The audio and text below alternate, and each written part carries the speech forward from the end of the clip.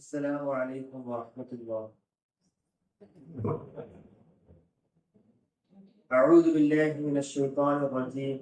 بسم الله الرحمن الرحيم.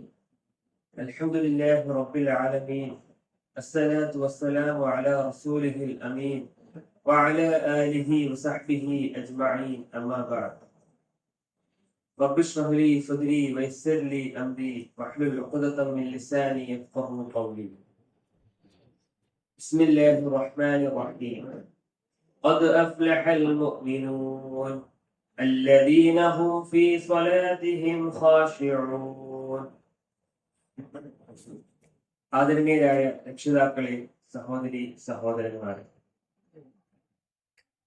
നാം ഇന്നിവിടെ ഒരുമിച്ച് കൂടിയിരിക്കുന്നത് നമുക്കെല്ലാവർക്കും അറിയാവുന്നതുപോലെ ലേൺ ദി ഖുർആൻ വെളിച്ചം എന്നീ ഖുർആൻ പഠന പദ്ധതികളുടെ വാർഷിക സംഗമത്തിലാണ്. വിശുദ്ധ ഖുർആൻ പഠനത്തിന് നമ്മൾ കൂടുതൽ പ്രാധാന്യം നൽകേണ്ടതുണ്ട്. ഖുർആനിൽ ഓരോന്നും നമ്മൾ പ്രവർത്തിക്കേണ്ടുന്ന കൽപ്പനകളാണ്. ഏത് നിങ്ങൾ പരിശോധിച്ച് നോക്കിയാൽ സഹാബത്ത് ആ രൂപത്തിലായിരുന്നു. ഒരു ആയത്ത് അവർക്ക് ലഭിച്ചാൽ അത് പഠിച്ച് പ്രവർത്തിക്കലായിരുന്നു അവരുടെ രീതി. ഇവിടെ ഇരിക്കുന്ന ഓരോരുത്തർക്കും ഒരു വലിയ അമാനത്താണ്, വലിയൊരു അമാനത്താണ് അവർ പ്രതിനിധീകരിക്കുന്നത്. കാരണം വിശുദ്ധ ഖുർആൻ പഠിക്കുന്നത് കേവലം ഒരു സർട്ടിഫിക്കറ്റ് നേട്ടത്തിനല്ല, മറിച്ച് നമ്മുടെ ഹൃദയത്തിന്റെ രൂപീകരണത്തിനാണ്. പ്രവാചകൻ സല്ലല്ലാഹു അലൈഹി വസല്ലം പറഞ്ഞു, ഖൈറുക്കും മൻ തഅല്ലമൽ ഖുർആന വഅല്ലമ. നിങ്ങളിൽ ഏറ്റവും ശ്രേഷ്ഠൻ ഖുർആൻ പഠിക്കുകയും അത് പഠിപ്പിക്കുകയും ചെയ്യുന്നവരാണ്. ഇപ്പൊ വിശുദ്ധ ഖുർആൻ നമ്മൾ പഠിക്കുന്നത് എന്തിനാണ്? കേവലം പാരായണം ചെയ്യാൻ മാത്രമാണോ? അല്ല, അതിന്റെ ആശയം മനസ്സിലാക്കാനും അത് നമ്മുടെ ജീവിതത്തിലേക്ക് കൊണ്ടുവരാനും അതിനുള്ള മാർഗങ്ങളാണ് ഇതേ രൂപത്തിലുള്ള പഠന പദ്ധതികൾ. ഇവിടെ നിന്നാണ് ഇന്നത്തെ വിഷയത്തിലേക്ക് നമ്മൾ സ്വാഭാവികമായി കടക്കുന്നത്, നമസ്കാരത്തിന്റെ മാതൃക. കാരണം ഖുർആൻ പഠനത്തിന്റെ ആദ്യ ഫലപ്രകടനം, ആദ്യ റിസൾട്ട് നമ്മൾ കാണുന്നത് നമസ്കാരത്തിലാണ്. സഹോദരങ്ങളെ, ഈ ലോകം അല്ലാഹു സുബ്ഹാനഹു വ തആല സൃഷ്ടിച്ചിരിക്കുന്നത് ഒരു പ്രത്യേക മാതൃകയിലാണ്. വിശുദ്ധ ഖുർആനിൽ സൂറത്തുൽ ഖമറിൽ അല്ലാഹു സുബ്ഹാനഹു വ തആല പറയുകയാണ്, ഇന്നാ കുല്ല ഷൈഇൻ ഖലഖനാഹു ബിഖദർ. കൃത്യമായ നിയമങ്ങളുടെയും സത്യങ്ങളുടെയും അടിസ്ഥാനത്തിലാണ് അല്ലാഹു സുബ്ഹാനഹു വ തആല ഈ ലോകം സൃഷ്ടിച്ചിരിക്കുന്നത്. ഉദാഹരണത്തിന് ഒരു വൃക്ഷം നമ്മൾ കാണുന്നത്, ബാഹ്യമായി കാണുന്നത് അതിന്റെ ഇലകളും ശിഖരങ്ങളും മാത്രമാണ്. പക്ഷെ ആ വൃക്ഷത്തിന്റെ നിലനിൽപ്പ് നമ്മൾ കാണാത്ത, അതിന്റെ മണ്ണിനടിയിൽ പടർന്നു കിടക്കുന്ന അതിന്റെ വേരുകളിലാണ്. വിശുദ്ധ ഖുർആനിലെ സൂറത്തുൽ ഇബ്രാഹിമിലെ 24-ാമത്തെ വചനത്തിൽ അല്ലാഹു സുബ്ഹാനഹു വ തആല പറയുകയാണ്, കശജറത്തിൻ ത്വയ്യിബത്തിൻ അസ്ലുഹാ സാബിത്. വൃക്ഷത്തെ കുറിച്ച് പരാമർശിച്ച സന്ദർഭത്തിൽ അല്ലാഹു സുബ്ഹാനഹു വ തആല ആദ്യം പറഞ്ഞത് അതിന്റെ ആ ഉറച്ച വേരുകളെ കുറിച്ചാണ്. അതുപോലെ തന്നെയാണ് ഒരു പർവ്വതവും അല്ലെങ്കിൽ ഒരു കടൽ. പർവ്വതത്തെ കുറിച്ച് അല്ലാഹു സുബ്ഹാനഹു വ തആല പറയുന്നത് നമ്മൾ കാണുന്നത് അതിന്റെ ചെറിയൊരു ഭാഗം മാത്രമാണ് പുറമെ. അതിന്റെ കൂടുതൽ ഭാരവും അതിന്റെ ഭൂമിക്കടിയിലാണ്. നമുക്കറിയാം, ഒരു ഐസ്ബർഗ് ഏത് രീതിയിലാണോ സ്ഥിതി ചെയ്യുന്നത് അതേ രൂപത്തിലായിരിക്കും ഒരു പർവ്വതം, കൂടുതൽ ഭാഗവും അതിന്റെ അടിത്തട്ടിലായിരിക്കും.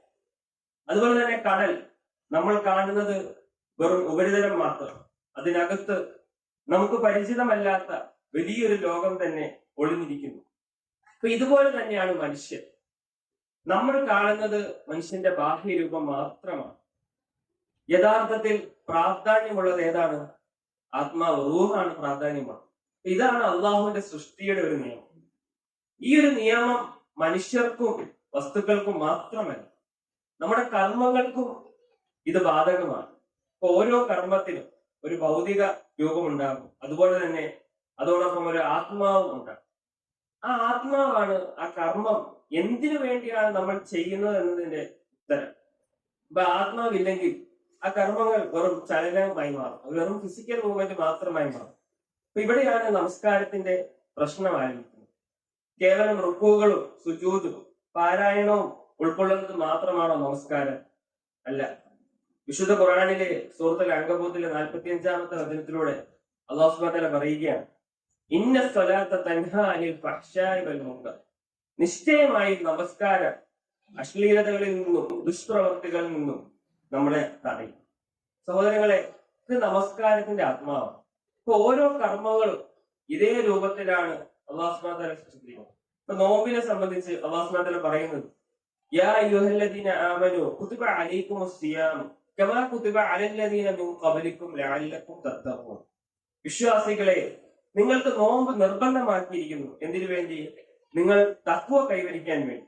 ഇതാണ് നോമ്പിന്റെ ആത്മാവ്, തഖ്വ കൈവരിക്കുക. ഇതുപോലെ തന്നെയാണ് നമസ്കാരത്തിന്റെ ആത്മാവ്, അഥവാ ഖുശൂ. നമസ്കാരത്തിൽ നമ്മൾ നേടിയെടുക്കേണ്ട ഖുശൂ. ഒരു ഉദാഹരണത്തിന്, അമേരിക്കൻ യൂണിവേഴ്സിറ്റിയിലെ മുസ്ലിം സ്റ്റുഡൻസ് സംഘടനയായ MSA ആ ക്യാമ്പസിൽ നമസ്കാരവുമായി ബന്ധപ്പെട്ട് ഒരു സെമിനാർ സംഘടിപ്പിക്കുകയാണ്. അതിനുവേണ്ടി പ്രഗത്ഭനായ ഒരു പണ്ഡിതനെ അവർ ആ വിഷയം ഏൽപ്പിച്ചു. അങ്ങനെ ആ സദസ്സ് മുഴുവൻ ആ അദ്ദേഹത്തിന്റെ ക്ലാസ് കേൾക്കാനായി കാത്തിരിക്കുകയാണ്. അങ്ങനെ കുറച്ച് സമയത്തിന് ശേഷം അയാൾ ആ സദസ്സിലേക്ക് എത്തി. പക്ഷേ പതിവിന് വിപരീതമായി അയാൾ തന്റെ പോക്കറ്റിൽ നിന്ന് കുറച്ച് തുണ്ട് പേപ്പർ എടുക്കുകയും ആ പേപ്പറിൽ ഉണ്ടായിരുന്ന ചില ഖുർആൻ ഹദീസ് വാക്യങ്ങളും ധൃതിപ്പെട്ട് വായിച്ചു പോവുകയാണ്. ആ ഒരു സദസ്സുമായി, ആ ഒരു ഓഡിയൻസുമായി യാതൊരുവിധ ഐ കോണ്ടാക്റ്റും അദ്ദേഹം നൽകുന്നില്ല. ശേഷം അയാൾ തല ഉയർത്തി ആ സദസ്സിനോട് പറഞ്ഞു, സോറി, എനിക്ക് ഇതിനേക്കാൾ പ്രധാനപ്പെട്ട മറ്റൊരു ഫംഗ്ഷൻ അറ്റൻഡ് ചെയ്യേണ്ടതുണ്ട്. അങ്ങനെ അയാൾ അവിടെ നിന്ന് ധൃതിപ്പെട്ട് ഇറങ്ങിപ്പോയി. അപ്പൊ ആ ഓഡിയൻസ്, ആ സദസ്സ് മുഴുവൻ ഒന്നടങ്കം കൺഫ്യൂഷനിലായി. ഇപ്പൊ എന്ത് പണിയാണ് ഇയാൾ കാണിക്കുന്നത് എന്ന് ആ ഓഡിയൻസ് തമ്മിൽ അങ്ങോട്ടും ഇങ്ങോട്ടും പറയാൻ തുടങ്ങി, സംസാരിക്കാൻ തുടങ്ങി. അപ്പൊ ഈ ഒരു സന്ദർഭത്തിൽ അല്പം കഴിഞ്ഞ് അയാൾ വീണ്ടും ആ വേദിയിലേക്ക് തിരിച്ചു കയറി. അയാൾ അവരോട് പറഞ്ഞു, ഞാനിപ്പോൾ ചെയ്ത ഒരു കാര്യം നിങ്ങളെ അങ്ങേയറ്റം വേദനിപ്പിച്ചിട്ടുണ്ടാകും, അല്ലെങ്കിൽ നിങ്ങളെ ഒഫൻഡ് ചെയ്തിട്ടുണ്ടാകും. പക്ഷേ നമ്മൾ ചിന്തിക്കേണ്ട ഒരു കാര്യം, പലപ്പോഴും ഇതേ രൂപത്തിലാണ് നമ്മൾ ദിനേന നമസ്കാരത്തിൽ അള്ളാഹുവിന്റെ മുമ്പിൽ ചെയ്തുകൊണ്ടിരിക്കുന്നത്. ധൃതിപ്പെട്ട് വന്ന് എന്താണ് ഉരുവിടുന്നതെന്ന് പോലും അറിയാതെ എന്തൊക്കെയോ ധൃതിപ്പെട്ട് പാരായണം ചെയ്ത് നമ്മൾ ഭൗതിക കാര്യങ്ങളിലേക്ക് ഓടി ഒളിക്കുകയാണ്. ഇപ്പൊ അള്ളാഹുമായിട്ടുള്ള സംസാരത്തിന്, ആ സംഭാഷണത്തിന് നമ്മൾ യാതൊരു പ്രാധാന്യവും നൽകുന്നില്ല. ഇപ്പൊ എവിടെയാണ് നിൽക്കുന്നത് എന്ന ബോധം പോലും ഇല്ലാതെയാണ് പലരും നമസ്കരിക്കുന്നത്. ഒരുപക്ഷെ അയാൾ മണിക്കൂറുകൾ നീണ്ടു നിൽക്കുന്ന പ്രസംഗത്തെക്കാൾ പലരെയും സ്വാധീനിച്ചിട്ടുണ്ടാവുക അദ്ദേഹം നൽകിയ ഈ ഒരു പാഠമായിരിക്കും. ഇപ്പൊ നമ്മൾ ചിന്തിക്കേണ്ട ഒരു കാര്യം, നമ്മളിൽ പല ആളുകളും 20, 30 അല്ലെങ്കിൽ 40, 50 വർഷങ്ങളായിട്ട് നമസ്കരിച്ചു കൊണ്ടിരിക്കുകയാണ്. മറ്റേതൊരു ഭൗതിക കാര്യവും നമ്മൾ ഇത്രയേറെ വർഷം, ഇത്രയേറെ തവണ ദിനേന ഇങ്ങനെ ആവർത്തിച്ച് ചെയ്തുകൊണ്ടിരിക്കുകയാണെങ്കിൽ നമ്മൾ പൊതുവെ പറയും, ആ ഒരു വിഷയത്തിൽ അല്ലെങ്കിൽ ആ ഒരു കാര്യത്തിൽ അയാൾ പുലിയാണ്, അല്ലെങ്കിൽ അതിന്റെ ഏറ്റവും ഇസഡ് കാര്യങ്ങൾ അയാൾക്ക് അറിയാമെന്ന് നമ്മൾ പറയും. പക്ഷെ നമസ്കാരത്തിന്റെ വിഷയത്തിൽ ആർക്കും ഇത് ആപ്ലിക്കബിൾ ആകുന്നില്ല. അതായത് നമ്മൾ ചെറുപ്പത്തിൽ അല്ലെങ്കിൽ മദ്രസയിൽ എന്താണോ പഠിച്ചത് അത് അതേ രൂപത്തിൽ ഒരു ഓട്ടോ പൈലറ്റ് മോഡിൽ നമ്മൾ ഇങ്ങനെ അനുഷ്ഠിച്ചുകൊണ്ടേയിരിക്കുകയാണ്. ഇപ്പൊ സഹോദരന്മാരെ, 5 നേരത്തെ നമസ്കാരം അത് നിർവഹിക്കാത്തവരായി നമ്മുടെ കൂട്ടത്തിൽ ആരും ഉണ്ടാകുവാൻ സാധ്യതയില്ല. നമസ്കരിക്കുന്ന ഏതൊരാളെ സംബന്ധിച്ചിടത്തോളം അതിനൊരു സമയം വേണം, അതിനൊരു സ്ഥലം വേണം, അതിനൊരു പ്രത്യേകമായ ഒരു സന്ദർഭത്തെ അയാൾ തയ്യാറാക്കും. അപ്പൊ അത് ശരിക്കും നമസ്കരിക്കുന്ന ആളാണെങ്കിലും, നമസ്കാരത്തിൽ അതിൻ്റെതായ സൂക്ഷ്മതയോ ഭക്തിയോ പുലർത്താത്ത ആളാണെങ്കിലും ഈ സമയമില്ലാതെ, അതേപോലെ തന്നെ ഈ ഒരു പ്രത്യേക സ്ഥലമില്ലാതെ, സന്ദർഭമില്ലാതെ ഇത് നിർവഹിക്കുക സാധ്യമല്ല. അപ്പൊ നമ്മളൊന്ന് ആലോചിച്ച്, ഒരു സമയം നമ്മൾ ഇതിനു വേണ്ടി കണ്ടെത്തുന്നു, അതിന് പ്രത്യേകമായിട്ടൊരു സന്ദർഭവും സ്ഥലവും നമ്മൾ സാഹചര്യങ്ങളും ഒരുക്കുമ്പോൾ അത് നേരെ നിർവഹിക്കാതിരിക്കുന്നത് കൊണ്ട് എന്ത് പ്രയോജനമാണ് നമുക്ക് ലഭിക്കുന്നത്? മറിച്ച് അത് അതിന്റെ തനതായ രൂപത്തിൽ നിർവഹിക്കുന്നത് കൊണ്ട് നമുക്ക് പറഞ്ഞു തീർക്കാൻ പറ്റാത്ത അത്രയും വലിയ പ്രയോജനമുണ്ട്. ഇസ്സബിന് അബ്ദുസലാം റഹിമഹുള്ള പറയുകയാണ്, അതക്കാലിഫ് കുല്ലുഹ റാജിഅത്തുൻ ഇലാ മസാലിഹിൽ ഇബാദി ഫീ ദുനിയാഹും വഉഖറാഹും. അള്ളാഹു ഒരു അടിമയോട് കൽപ്പിച്ച ഏതൊരു കർമ്മവും അവൻ പ്രവർത്തിച്ചാൽ അവൻ ഇഹലോകത്തും പരലോകത്തും ധാരാളം കണക്കിന് പ്രയോജനങ്ങൾ അവന് ലഭിക്കുമെന്ന്. ഇപ്പൊ പടച്ചവൻ നമുക്ക് ഈ സൗകര്യങ്ങളൊക്കെ തന്ന് നമ്മളെ സൃഷ്ടിച്ചതിന്റെ അടിസ്ഥാന ലക്ഷ്യം എന്താണ്? ഒമാ ഖലഖതുൽ ജിന്ന വൽ ഇൻസ ഇല്ലാ ലിയഅ്ബുദൂൻ. അള്ളാഹ്ക്ക് ഇബാദത്ത് ചെയ്യാനാണ്. അപ്പൊ ഈ 5 നേരം കൃത്യമായി നമസ്കരിക്കുന്ന ഒരാൾ അള്ളാഹു എന്നെ സൃഷ്ടിച്ചതിന്റെ ലക്ഷ്യമായിട്ടുള്ള ആരാധന ഞാൻ നിർവഹിക്കുന്നു എന്ന ആ ചാരിതാർത്ഥ്യം ആ വ്യക്തിക്ക് ലഭിക്കും. അത് മാത്രമല്ല, മനുഷ്യരെ സംബന്ധിച്ചിടത്തോളം എന്തെങ്കിലും വിഷമങ്ങൾ ഇല്ലാത്ത ആരും തന്നെ ഉണ്ടാകില്ല. അപ്പൊ അള്ളാഹുവിനോട് ഒരു മനുഷ്യൻ ഏറ്റവും അടുത്ത് നിൽക്കുന്ന സമയം എന്ന് പറഞ്ഞാൽ അത് നമസ്കാരത്തിലാണ്. അപ്പൊ അള്ളാഹിനോട് നേരിട്ട് അടുത്ത് നിന്ന ഒരു മനുഷ്യൻ തന്റെ വിഷമങ്ങൾ പറയാൻ പറ്റുന്ന ഒരു സന്ദർഭമാണ് നിസ്കാരം എന്ന് പറയുന്നത്. സൂറത്ത് യൂസുഫിൽ കാണാൻ സാധിക്കും, ഞാൻ എന്റെ ദുഃഖങ്ങളും വിഷമങ്ങളും എല്ലാം ഞാൻ അള്ളാഹുവിനോടാണ് പറയുന്നത് എന്ന് ആണ് യാക്കൂബ് നബി അലൈഹി സ്വലാം പറഞ്ഞത്. അപ്പൊ താങ്ങാനാവാത്ത ദുഃഖഭാരങ്ങൾ നിറഞ്ഞു നിൽക്കുമ്പോൾ ഇതൊക്കെ പറയാൻ നമ്മളെ ഒരുക്കിയ പടച്ചവനോട് ഞാൻ പറയുകയാണെന്ന് പറയുമ്പോൾ ആ കിട്ടുന്ന ഒരു സമാധാനവും ആ ഒരു സമാശ്വാസവും ചെറുതല്ല. അപ്പൊ അള്ളാഹുവിനോട് ശരിക്കും നിന്നിട്ട് നമ്മൾ പറയുക എന്നുള്ളതാണ്. ഇപ്പൊ വസ്തഈനു ബിസ്സബ്രി വസ്സല അല്ലാഹു സുബ്ഹാനഹു വ തആല തന്നെ പറയുകയാണ് സൂറത്തുൽ ബഖറയിൽ, നിസ്കാരം കൊണ്ടും ക്ഷമ കൊണ്ടും നിങ്ങൾ അള്ളാഹുവിന്റെ സഹായം തേടുക. ഇപ്പൊ ധാരാളം പ്രയോജനങ്ങൾ നമസ്കാരം കൊണ്ട്. ഈ നിസ്കാരം അതിന്റെ രൂപത്തിൽ തന്നെ നമ്മൾ നിർവഹിക്കണം. ഇപ്പൊ മഹാനായ ഇബ്നുൽ ഖയ്യിം റഹിമഹുല്ലാഹ് അദ്ദേഹത്തിന്റെ ഒരു സുഹൃത്തിന് ഒരു കത്ത് എഴുതുകയുണ്ടായി. അപ്പൊ ആ കത്തിൽ അദ്ദേഹം വിശദീകരിക്കുകയാണ്, പ്രവാചകൻ സല്ലല്ലാഹു അലൈഹി വസല്ലം നോമ്പിനെ കുറിച്ചും സക്കാത്തിനെ കുറിച്ചും ഹജ്ജിനെ കുറിച്ചും ഒന്നും ഈ രൂപത്തിൽ പറഞ്ഞിട്ടില്ല. എങ്ങനെ? ഖുർറത ഐനി ഫിസ്സല, ഞാൻ സന്തോഷം അനുഭവിക്കുന്നത് നിസ്കാരത്തിലാണ്. അപ്പൊ എന്തുകൊണ്ടാണ് നിസ്കാരത്തിൽ ഇത്രമാത്രം സന്തോഷവും കൺകുളിർമയും ഒരാൾക്ക് കിട്ടാൻ സാധ്യമാകുന്നതിന്റെ 6 കാരണങ്ങൾ ഇബ്നുൽ ഖയ്യിം റഹിമഹുല്ലാഹ് ആ കത്തിൽ വിശദീകരിക്കുകയാണ്. ഒന്നാമത്തെ കാരണമായി അദ്ദേഹം പറഞ്ഞത്, നമ്മൾ നിസ്കരിക്കുമ്പോൾ അത് നമ്മളുടെ ആവശ്യമാവണമെന്നാണ്. അല്ലാതെ എങ്ങനെ ഇപ്പൊ ഞാൻ ഈ 5 നേരം നിസ്കരിക്കാതിരിക്കുക, ആൾക്കാർ എന്ത് വിചാരിക്കും, അല്ലെങ്കിൽ ഈ സമയത്ത് ഇപ്പൊ എങ്ങനെ ഞാൻ പള്ളിയിൽ പോകാതിരിക്കുക, ഈ കൂട്ടത്തിൽ നിന്ന് എങ്ങനെ ഞാൻ നിസ്കാരം ഒഴിവാക്കുക എന്നതാവരുത്. നിസ്കാരം എന്നത് നമ്മുടെ ഒരു ആവശ്യം. അതിനുവേണ്ടി സമയവും സന്ദർഭത്തെയും ഒരാൾ കാത്തിരിക്കണം. അതിന് നമ്മൾക്ക് ഇഖ്ലാസ് ഉണ്ടാവണം. അപ്പൊ നിസ്കാരം കൊണ്ട് വേറെ ഒന്നും തന്നെ ഉദ്ദേശിക്കരുത്. അതായത് എന്തൊരു തിരക്കുള്ള ഒരു കച്ചവടക്കാരനാണ്, അല്ലെങ്കിൽ എന്തൊരു തിരക്കുള്ള ഒരു ഡോക്ടറാണ്, എന്നിട്ടും അയാൾ നിസ്കരിക്കുന്നു, അപ്പോൾ ഞാൻ നിസ്കരിക്കാതിരിക്കുന്നത് മോശമാണ്, ഇതൊന്നും നമ്മുടെ മനസ്സിൽ പറയരുത്, അല്ലെങ്കിൽ നമ്മുടെ മനസ്സിൽ തോന്നരുത്. ഈ രൂപത്തിൽ നമ്മൾ നിസ്കരിക്കരുത്. നേരെ മറിച്ച് എന്റെ ഒരു ആവശ്യമായി നിസ്കരിക്കുന്നവന് നിസ്കാരത്തിൽ അതിന്റെ ആസ്വാദനം കിട്ടും. രണ്ടാമതായി അദ്ദേഹം പറഞ്ഞത്, നിസ്കരിക്കുന്ന സമയം അത് പൂർണ്ണമായി നിസ്കാരത്തിന് കൊടുക്കണം. ആ സമയത്ത് കച്ചവടത്തിന്റെ കണക്ക് കൂട്ടാനോ അല്ലെങ്കിൽ വേറെ എന്തെങ്കിലും ടെൻഷൻ തീർക്കാനോ ഒന്നും നമ്മൾ പാടില്ല. നിസ്കാരത്തിന് നമ്മൾ അനുവദിച്ചത് 5 മിനിറ്റോ 10 മിനിറ്റോ, ആ 10 മിനിറ്റ് പൂർണ്ണമായി നിസ്കാരത്തിന് കൊടുക്കുക. എങ്കിൽ മാത്രമേ ആ നിസ്കാരം ആസ്വാദകരമാകൂ. മൂന്നാമതായി ഇബ്നുൽ ഖയ്യിം റഹിമഹുല്ലാഹ് പറയുകയാണ്, നിസ്കരിക്കുന്ന സമയത്ത് നിസ്കാരം ഒരു ഇബാദത്താവുന്നത് കൊണ്ട് അതിലുള്ള ചലനം നമുക്ക് തീരുമാനിക്കാൻ പറ്റില്ല. ഉദാഹരണത്തിന് നമ്മൾ കൈ കെട്ടുമ്പോൾ, തക്ബീറത്തുൽ ഇഹ്റാമിൽ കൈ കെട്ടുമ്പോൾ ആ കൈ എത്ര ഉയർത്തണം, ഒന്നെങ്കിൽ ചെവി വരെ അല്ലെങ്കിൽ ചുമൽ വരെ. അപ്പൊ ആ കൈ ഏത് വരെ ഉയർത്തണമെന്ന് ആരാണ് തീരുമാനിക്കേണ്ടത്? സല്ലു റഅയ്തുമൂനി ഉസല്ലി, അതായത് നബി സല്ലല്ലാഹു അലൈഹി വസല്ലമയാണ് തീരുമാനിക്കേണ്ടത്. അപ്പൊ ആ രൂപത്തിൽ റസൂൽ കരീം സല്ലല്ലാഹു അലൈഹി വസല്ലം പഠിപ്പിച്ച ആ രീതിയിൽ റുക്കൂ പോകുമ്പോൾ കൈവിരൽ മുട്ടിൽ എങ്ങനെ വെക്കണം, അല്ലെങ്കിൽ സുജൂദിൽ പോകുമ്പോൾ കൈ എങ്ങനെ നിലത്ത് വെക്കണം, അപ്പൊ ഏത് അവയവങ്ങളൊക്കെ നിലത്ത് തട്ടണം, ഇതിലെല്ലാം നമ്മൾ മുത്തബഅത്ത് റസൂൽ, അതായത് അള്ളാഹുവിന്റെ റസൂലിനെ പൂർണ്ണമായി പിൻപറ്റണം. അതുപോലെ തന്നെ 14 റുക്നുകളാണ് നിസ്കാരത്തിന് ഫുഖഹാക്കൾ എണ്ണി പഠിപ്പിച്ചത്. 1 ഖിയാം, നിൽക്കണം. അതേപോലെ തന്നെ തക്ബീറത്തുൽ ഇഹ്റാം അത് കൃത്യമായി ചെയ്യണം. ഫാത്തിഹ കൃത്യതയോടെ ഓതണം. റുക്കൂ വേണം, റുക്കൂവിൽ നിന്നുള്ള നിവരൽ. അതേപോലെ തന്നെ സുജൂദിൽ അലൽ അഅ്ദാഇ സബ്അ 7 തട്ടണം. അതായത് 7 അവയവങ്ങളും നിലത്ത് സ്പർശിച്ചാലേ അത് സുജൂദാവുകയുള്ളൂ. അതുപോലെ തന്നെ എഴുത്തുകാരൻ 2 സുജൂദുകൾക്കിടയിലുള്ള ഇരുത്തം. ഇപ്പൊ ഈ എല്ലാ പ്രവൃത്തി ചെയ്യുമ്പോഴും നമുക്ക് എന്തുണ്ടാകണം? അടക്കം ഉണ്ടായിരിക്കണം, തുമഅനീനത്ത് ഉണ്ടായിരിക്കണം.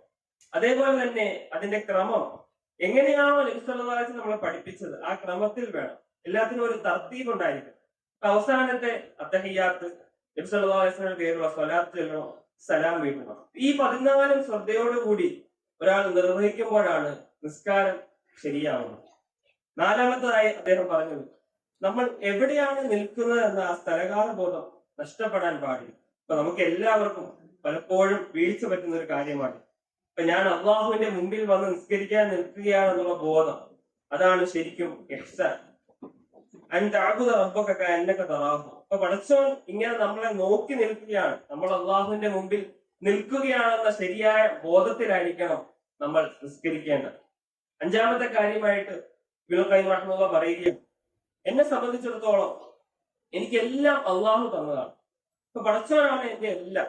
അതുകൊണ്ട് എന്റെ ജീവിതത്തിലെ എല്ലാ കാര്യങ്ങളും എനിക്ക് ശരിയായി പോകണമെങ്കിൽ അത് പടച്ചവൻ തന്നെ വിചാരിക്കണം. അതുകൊണ്ട് ഈ സമയം ഞാൻ വേറൊന്നും ചിന്തിക്കാതെ അള്ളാഹുവിന് കൊടുത്താൽ, പൂർണ്ണമായി കൊടുത്താൽ എന്റെ എല്ലാ കാര്യങ്ങളും അള്ളാഹു സാധിപ്പിച്ചു തരും. ആറാമതായി അദ്ദേഹം പറഞ്ഞത്, അള്ളാഹുവിനുള്ള നമ്മുടെ ഈ ഇൽത്തിജാ, അതായത് അള്ളാഹുവിൽ അഭയം തേടാനുള്ള മനസ്സ് വളരെ പ്രധാനപ്പെട്ട കാര്യമാണ്. അതുകൊണ്ട് നമ്മുടെ നിസ്കാരം നമ്മൾ ശ്രദ്ധിച്ചില്ലെങ്കിൽ അത് അപൂർണമാകും, അതിൽ തക്സീർ ഉണ്ടാകും, അതിൽ ന്യൂനതകൾ വരും. അപ്പൊ ആ ന്യൂനത വരുത്താതെ വളരെ കൃത്യതയോടെ നിസ്കാരം ശരിയാക്കണം എന്ന ബോധത്തോടെ വേണം നമ്മൾ നിസ്കരിക്കാൻ. എങ്കിൽ മാത്രമേ നമ്മൾക്ക് വിജയം ഉണ്ടാവുകയുള്ളൂ. അപ്പൊ നിസ്കരിക്കുമ്പോൾ ഒരാൾ അള്ളാഹുവിന്റെ മുഖർറബാവും, അതായത് അള്ളാഹുവിലേക്ക് ഏറ്റവും അടുത്ത ആളാവും. അപ്പൊ പ്രത്യേകിച്ച് സുജൂദ്, ദുആ സ്വീകരിക്കപ്പെടാൻ ഏറ്റവും യോഗ്യമായ സമയമാണ് സുജൂദ്.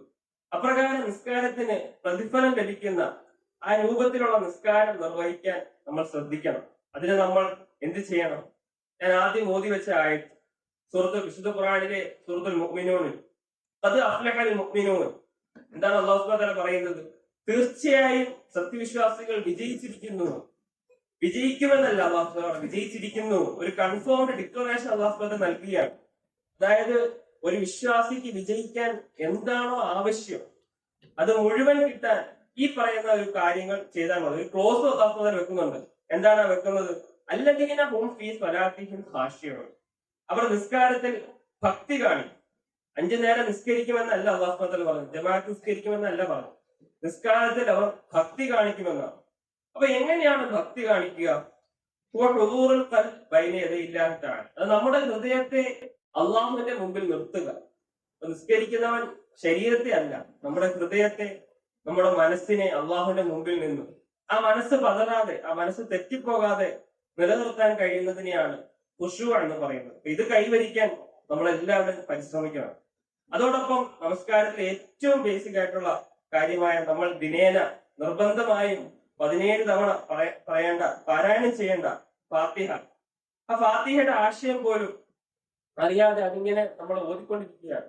അപ്പൊ നമ്മൾ ഈ ഫാത്തിഹ ഓതുന്ന സന്ദർഭത്തിൽ അൽഹംദുലില്ലാഹി റബ്ബിൽ ആലമീൻ, സ്തുതി സർവ്വലോക രക്ഷിതാവായ അള്ളാഹുവെയാകുന്നു എന്ന് പറയുമ്പോൾ അള്ളാഹു നമുക്ക് മറുപടി പറയും. എന്താണ്? ഹമിദനി അബ്ദി, എന്റെ അടിമ എന്നെ സ്തുതിച്ചു. ഇതേ രൂപത്തിൽ ഓരോ ആയത്തിനും അള്ളാഹു പ്രതികരിക്കും. അപ്പൊ ആ ഫാത്തിഹയുടെ അർത്ഥം നമുക്ക് അറിയാമെങ്കിൽ, ആ 7 വചനത്തിന്റെയും അർത്ഥം, ആശയവും നമുക്കറിയാമെങ്കിൽ, നമ്മൾ ആ ഒരു സന്ദർഭത്തിൽ വേറെ ചിന്തകളിലേക്ക് ഒന്നും പോകാതെ അത് മാത്രമേ നമ്മൾ ചിന്തിക്കുകയുള്ളൂ. അപ്പൊ നമ്മുടെ ഈ മൈൻഡിൽ ആ ആശയങ്ങൾ മാത്രമായിരിക്കും നിലനിൽക്കുക. അതുകൊണ്ട് ഫാത്തിഹയുടെ ആശയങ്ങൾ നമ്മൾ പഠിക്കണം സുഹൃത്തുക്കളെ. ഇപ്പൊ നബി സല്ലല്ലാഹു അലൈഹി വസല്ലം പ്രത്യേകം പ്രാർത്ഥിക്കാൻ പറഞ്ഞൊരു പ്രാർത്ഥനയാണ്, അല്ലാഹുമ്മ അഇന്നി അലാ ദിക്രിക വശുക്രിക വഹുസ്നി ഇബാദതിക. അല്ലാഹുമ്മ അഇന്നി അലാ ദിക്രിക, അല്ലാഹുവേ നിന്നെ സ്മരിക്കാൻ അല്ലെങ്കിൽ അള്ളാഹുവിന്റെ സ്മരണകൾ നിലനിർത്താൻ എന്നെ നീ സഹായിക്കണമേ. വശുക്രിക, നിനക്ക് നന്ദി ചെയ്യാൻ, അതായത് നീ എന്തൊക്കെ അനുഗ്രഹം എനിക്ക് തന്നിട്ടുണ്ടോ അതിനൊക്കെ നന്ദിയുള്ളവനാകാൻ നീ എന്നെ അനുഗ്രഹിക്കണമേ. ഹുസ്നി ഇബാദത്തിക്ക, നിനക്കുള്ള ആരാധനകൾ, നിനക്ക് ഞാൻ ചെയ്യുന്ന ഇബാദത്തുകൾ നന്നാക്കാൻ നീ എന്നെ സഹായിക്കണം. എല്ലാ നിസ്കാര ശേഷവും നമ്മൾ പ്രാർത്ഥിക്കണം സുഹൃത്തുക്കൾ. ഇതേ രൂപത്തിലുള്ള ആത്മാർത്ഥമായ പ്രാർത്ഥനയും ആത്മാർത്ഥമായ ശ്രദ്ധയും നിസ്കരിക്കുന്ന നമ്മൾ ആ നിസ്കാര സമയം പൂർണ്ണമായും മനസ്സും ശരീരവും അള്ളാഹുവിന് നൽകി നിസ്കരിക്കുമ്പോൾ അതിന്റെ പ്രയോജനം വളരെ വലുതാണ്. ഇത്തരത്തിൽ ആത്മാവുള്ള ജീവനുള്ള ഒരു നിസ്കാരത്തിന് വേണ്ടി പരിശ്രമിക്കുക. അപ്പൊ ഏത് സാഹചര്യത്തിലും നിസ്കാരം ഒഴിവാക്കാതിരിക്കുക. അതുകൊണ്ട് നിസ്കരിക്കുന്ന ആ സമയം നമുക്ക് എതിരാവാതിരിക്കാൻ ഭക്തിയോടെ, ഖുശൂഅോടെ, മനസ്സാന്നിധ്യത്തോടെ ജീവിതത്തിന്റെ അവസാന നിമിഷം വരെയും നിസ്കാരം നിലനിർത്താൻ അല്ലാഹു സുബ്ഹാനഹു വ തആല നമുക്ക് എല്ലാവർക്കും തൗഫീഖ് നൽകുമാറാകട്ടെ. വആഖിറു ദഅവാന അൽഹംദുലില്ലാഹി റബ്ബിൽ ആലമീൻ. അസ്സലാമു അലൈക്കും വറഹ്മത്തുള്ളാഹി.